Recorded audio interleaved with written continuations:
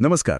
आज आपण बोलणार आहोत एरिक जॉर्गेन्सन यांनी एकत्र केलेल्या एका महत्त्वाच्या पुस्तकाबद्दल, दी अल्मनॅक ऑफ नवल रविकांत.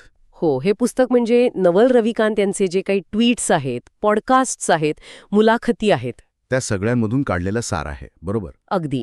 आणि यात मुख्यत्वे संपत्ती आणि समाधान म्हणजे आनंद यावर भर आहे. हो, तर आज आपण याच महत्त्वाच्या कल्पना जरा सविस्तर बघूया. नक्कीच. आणि हे लक्षात घ्यायला हवं की हे फक्त पैसे कमावण्याबद्दल नाहीये, बरोबर.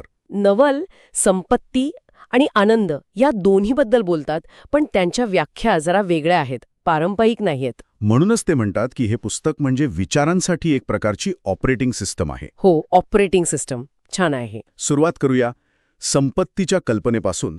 ते म्हणतात श्रीमंत होणं वेगळं आणि संपत्ती निर्माण करणं वेगळं. काय फरक आहे यात नक्की? महत्वाचा फरक आहे. खरी संपत्ती म्हणजे अशी मालमत्ता जी तुम्ही झोपलेल्या असताना सुद्धा तुमच्यासाठी काम करते, उत्पन्न मिळवून देते. अच्छा, म्हणजे फक्त आपला वेळ विकून मिळणारा पगार नाही. नाही, तो नाही. त्यासाठी लिव्हरेज म्हणजे प्रभावाचा वापर करायला हवा, असं ते सांगतात. लिव्हरेज हे काय असतं नेमकं? म्हणजे आपण फक्त कष्ट करतो त्याच्या पलीकडे कसं जायचं? तर नवल मुख्यत्वे 3 प्रकारचे लिव्हरेज सांगतात. एक म्हणजे कोड, सॉफ्टवेअर, तंत्रज्ञान, जे एकदा तयार केलं की सतत काम करत राहतं. दुसरं म्हणजे मीडिया, पुस्तके, व्हिडिओ, पॉडकास्ट, जे एकाच वेळी अनेकांपर्यंत पोहोचतं. बरोबर. आणि तिसरं म्हणजे भांडवल, कॅपिटल, म्हणजे पैसा, जो आणखी पैसा तयार करतो. म्हणजे यात शारीरिक श्रमाची जी मर्यादा असते ती ओलांडता येते. अगदी.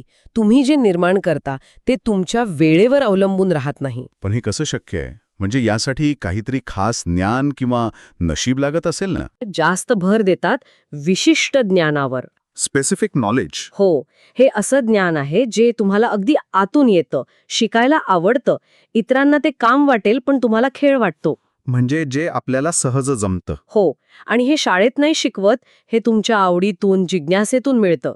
आणि यासोबत येते जबाबदारी. जबाबदारी म्हणजे तुम्ही जे करताय त्याचे निर्णय, त्याची जबाबदारी स्वतःच्या नावावर घेणं. त्यात धोका असतो, पण परतावाही मोठा असू शकतो. अच्छा, म्हणजे रिस्क घेणं स्वतःच्या नावावर. हा महत्वाचा मुद्दा आहे. आणि तिसरा काय होता? तिसरा म्हणजे इक्विटी, मालकी मिळवणं. फक्त नोकरीत वेळ विकण्याऐवजी व्यवसायात किंवा प्रकल्पात स्वतःचा हिस्सा ठेवणं. बरोबर. मालकी मिळवली की उत्पन्नाचा मोठा वाटा मिळू शकतो. ते म्हणतात ना, विकायला शिका, निर्माण करायला शिका. दोन्ही करू शकलात तर तुम्हाला कोणी थांबवू शकणार नाही. अगदी. हेच आहे संपत्ती निर्माण करण्याचं सूत्र. आणि हे सगळं काही एका दिवसात होणारं नाहीये, बरोबर? म्हणजे लांबचा विचार हवा. हो, नक्कीच.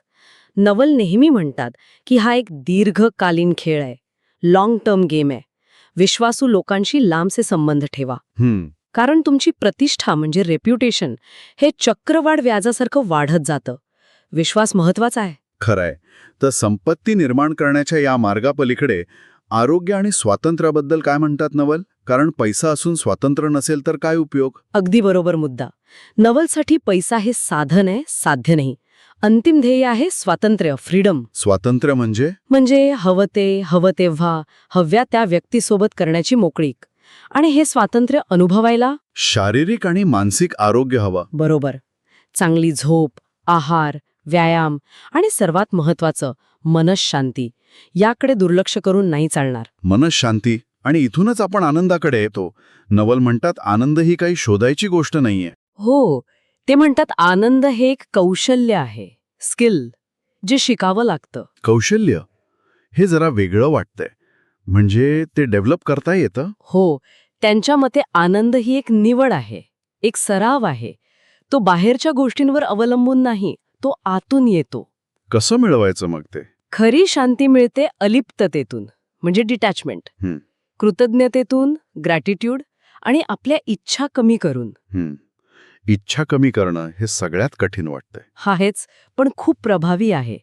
त्यांनी इच्छेबद्दल एक खूप छान वाक्य म्हटलंय, आठवतंय? हो, इच्छा म्हणजे स्वतःशी केलेला करार आहे. की जोपर्यंत तुम्हाला हवं ते मिळत नाही तोपर्यंत तुम्ही दुखी राहाल. हे आपल्याला विचार करायला लावतं की आपल्या इच्छाच आपल्या दुःखाचं कारण तर नाहीत ना. खरंय. आणि ध्यान, त्याचाही उल्लेख आहे. हो, ध्यान, मेडिटेशन, मन शांत करायला, विचारांचं चक्र थांबवायला मदत करतं असं ते मानतात. म्हणजे हे पुस्तक खरंच काही स्टेप बाय स्टेप गाईड नाहीये. नाही, अजिबात नाही. हे तर विचारांचा संग्रह आहे, तत्व आहेत, जी पुन्हा पुन्हा वाचावी लागतील, विचार करावा लागेल. अगदी. हे का प्रवासासारखं आहे, प्रत्येक वेळी काहीतरी नवीन सापडतं. आणि शेवटी त्यांचं ते एक वाक्य, कोणतं? एक सुदृढ शरीर, एक शांत मन, प्रेमाने भरलेलं घर, या गोष्टी विकत घेता येत नाहीत, त्या कमवाव्या लागतात. वा, खूपच छान. या सगळ्याचं सार आहे यात. हो. आणि ऐकणाऱ्यांसाठी एक विचार नक्की सोडून जाऊया. नवल यांच्या या सगळ्या विचारांपैकी कोणतं तत्व किंवा कोणता विचार सध्या आपल्यासाठी जास्त महत्त्वाचा वाटतोय किंवा जास्त विचार करायला लावतोय, यावर जरूर विचार करा.